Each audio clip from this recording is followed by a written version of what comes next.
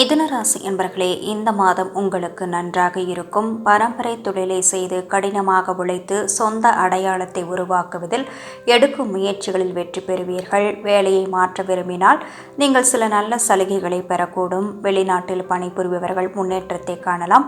உங்கள் நிதிநிலை மேம்படும் மற்றும் பணம் தொடர்பான கவலைகளில் இருந்து விடுபடுவீர்கள். இம்மாதத்தில் சில முக்கியமான நிதி முடிவுகளை எடுக்கலாம். பெற்றோரின் முழு ஆதரவை பெறுவீர்கள். உங்கள் திருமண வாழ்க்கையில் மகிழ்ச்சி அதிகரிக்கும். ஏதேனும் உடல்நல பிரச்சனையை எதிர்கொண்டால் இந்த மாதத்தில் நிவாரணம் பெறுவீர்கள்.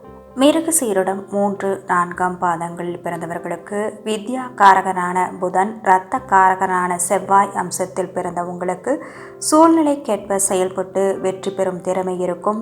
இந்த மாதம் உங்கள் நிலையில் முன்னேற்றங்களை உண்டாக்கும் மாதமாக அமையும். ஜென்ம ராசிக்குள் சஞ்சரிக்கும் சுக்கிரன் பொருளாதார நெருக்கடிகளை நீக்குவார்.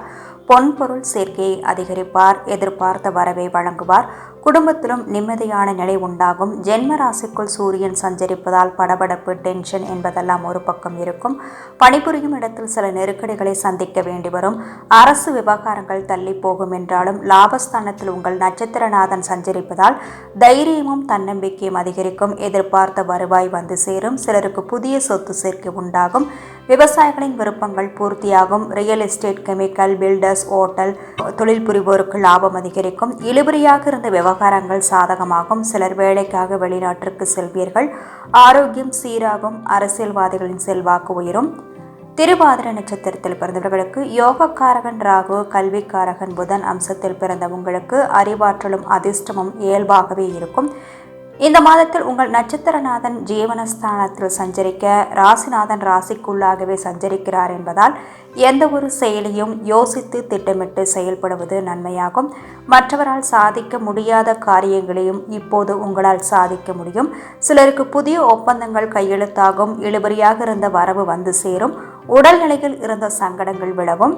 புனர்பூசம் 1, 2, 3 பாதங்களில் பிறந்தவர்களுக்கு ஞானகாரகன் குரு, வித்யாகாரகன் புதன் அம்சத்தில் பிறந்து அறிவாற்றலால் வெற்றி பெறும் உங்களுக்கு இதுவரையில் உங்களுக்கு இருந்த சங்கடங்கள் விலகும். உத்தியோகத்தில் இருப்பவர்களுக்கு எதிராக செயல்பட்டவர்கள் விலகி செல்வார்கள். எதிர்பார்த்த இடமாற்றம், பதவி உயர்வு இப்போது கிடைக்கும்.